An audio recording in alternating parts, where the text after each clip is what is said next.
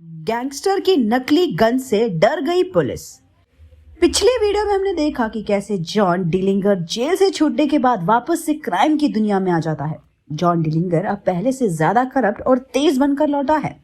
डिलिंगर jail में बने अपने कुछ क्रिमिनल दोस्तों के साथ मिलकर बैंक को लूटने की तैयारी में है। इसी काम के लिए उसने famous bank robber Herman Lamm द्वारा इस्तेमाल किए गए स्टेप्स को बारीकी से पढ़ लिया ताकि बैंक को लूटने में उसे आसानी हो।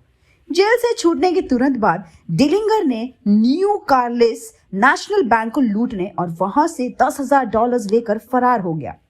अगस्त 1933 में डिलिंगर ने ओहायो के एक बैंक को लूटकर अपने दूसरे वारदात को अंजाम दिया, लेकिन इसी बीच ओहायो के पुलिस डिलिंगर को पकड़ने में कामयाब रही और उसे ओहायो के लीमा के एक जेल में भेज दिया गया।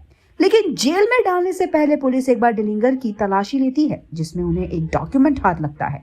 असल में उस डॉक्यूमेंट में जेल से भागने का प्लान लिखा हुआ था, पर पुलिस जब डिलिंगर से डॉक्यूमेंट के बारे में इंक्वायरी करती है तो वो उन्हें कुछ नहीं बताता। वहीं इससे पहले भी जब डिलिंगर जेल में था तो वो अपने क्रिमिनल दोस्त रुसेल पीच के अलावा 6 दूसरे क्रिमिनल्स को जेल से निकालने के लिए प्लान तैयार कर चुका था। जेल में डिलिंगर के कुछ दोस्त भी थे जो जेल से गन की स्मगलिंग करते थे। ये लोग डिलिंगर के पकड़े जाने के 4 दिन बाद ही उसे बचाकर जेल से बाहर निकालते हैं। डिलिंगर जब चोरी के मामले में जेल गया था तब वहीं पे उसकी दोस्ती रसेल पीट क्लार्क और हैरी जैसे लोगों से हुई थी।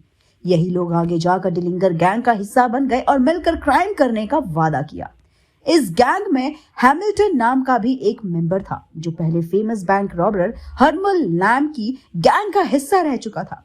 वहीं जब डिलिंगर लीमा के जेल में बंद हुआ तो उसके गैंग मेंबर्स अचानक पुलिस ऑफिसर्स की वर्दी पहनकर जेल के अंदर आ गए और डिलिंगर को कहीं और ले जाने की बात कही।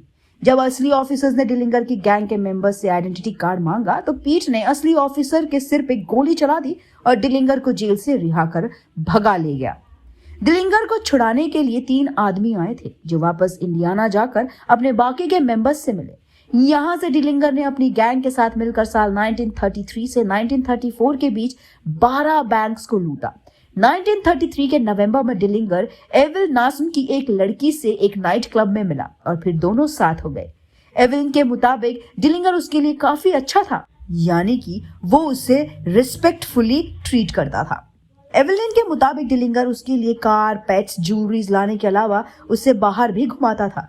एविलिन के मुताबिक डिलिंगर ने वो सब किया जो एक लड़की को चाहिए होता है। जनवरी 25, 1934 ये वो दिन था जब बैंक लूटने के कारण डिलिंगर और उसकी गैंग को एरिजोना में पकड़ लिया गया।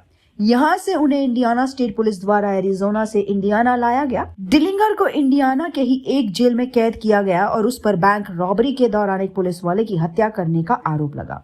वहीं हर बार क्योंकि डिलिंगर जेल से भाग जाता था, इसी वजह से इस बार डिलिंगर को एस्केप प्रूफ जेल में रखा गया।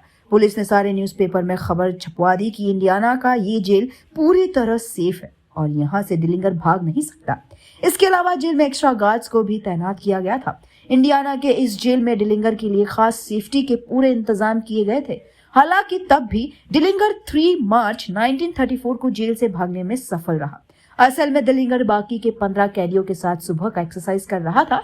उसी दौरान अचानक डिलिंगर अपने पॉकेट से पिस्टल निकालकर जेल के ऑफिसर्स को हैरान कर देता है। डिलिंगर 2 ऑफिसर्स को अपने कब्जे में लेता है और बिना एक भी गोली चलाए वो जेल से भागने में पूरी तरह से सक्सेसफुल हो जाता है। वहीं डिलिंगर के भागने के बाद पता चलता है कि जिस पिस्तौल के सहारे डिलिंगर फरार हुआ था वो असल में नकली था।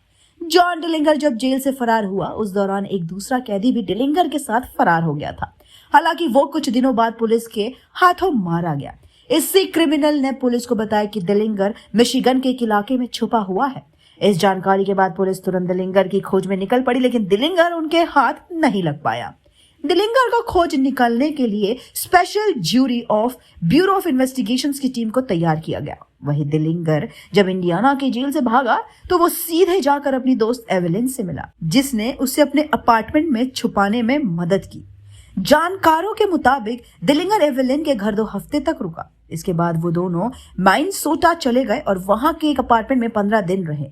इसके बाद डिलिंगर अपने साथी हैमिल्टन से मिला, जिसके बाद दोनों ने मिलकर अपनी एक नई गैंग बनाई जिसमें कुछ और बैंक रॉबर्स भी शामिल थे। डिलिंगर ने अपने नई गैंग के साथ मिलकर साउथ डकोटा के एक बैंक और मेसन सिटी के नेशनल बैंक को लूट लिया। इस घटना के बाद डिलिंगर एवेलिन के साथ माइनसोटा के ही दूसरे अपार्टमेंट में रहने लग गया। अपार्टमेंट में रहने के लिए दोनों ने Mr and Mrs Carl T Hellman के उपनाम का इस्तेमाल किया। हालांकि लैंडलॉर्ड डेजी को उन दोनों पे शक था, जिस वजह से थोड़ी जांच पड़ताल करने के बाद डेजी सीधे एफबीआई ऑफिस के पास गई और डिलिंगर एवेलिन को लेकर ऑफिसर्स को कुछ जरूरी जानकारी दे दी। डेजी ने यह भी बताया कि अपार्टमेंट के पीछे डिलिंगर ने अपनी नई गाड़ी को पार्क किया है। डेजी की जानकारी के बेसिस पे ऑफिसर्स ने 2 एजेंट्स रूफस और रस्टी नाल को रात भर अपार्टमेंट की निगरानी करने के लिए कहा, लेकिन एजेंट्स ने उस दौरान कुछ भी अजीब नहीं पाया। हो सकता है इसीलिए क्योंकि उस वक्त कमरे का पर्दा ढका था। अगली सुबह पुलिस ऑफिसर्स हेनरी के साथ एजेंट रूफस डिलिंगर के घर के दरवाजे पे पहुंचे और उसे नॉक किया। नॉक की आवाज सुनकर एवेलिन ने दरवाजे को 2 से 3 इंच तक खोला।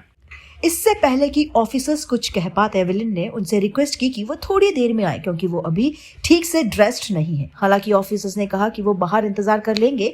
2 से 3 मिनट तक इंतजार करने के बाद रूफस अपार्टमेंट के बेसमेंट में गया जहां पे केयर टेकर्स रहते थे। उनसे रूफस ने फोन मांगा ताकि वो एफबीआई को फोन कर सके। कॉल करने के बाद वो वापस पुलिस ऑफिसर हेनरी के पास लौट के आए और एवेलिन के दरवाजा खोलने का वेट किया। इसी दौरान डिलिंगर का साथी होमर भी आ गया। होमर ने रूफस से पूछा, क्या तुम्हारा नाम जॉनसन है? इस पे रूफस ने ना में जवाब दिया। इसके बाद होमर सीढ़ियों से नीचे जाने लगा कि तभी रूफस ने होमर से उसका नाम पूछा, जिसपे होमर ने कहा वो सोप सेल्समैन है। एजेंट रूफस ने होमर के सवाल किए कि आखिर उसका सैंपल कहाँ है। होमर ने तुरंत जवाब दिया कि उसने अपने सोप सैंपल्स को गाड़ी में रखा है। रूफस ने फिर होमर से सवाल किया, क्या तुम्हारे पास कोई सर्टिफाइड डॉक्यूमेंट है?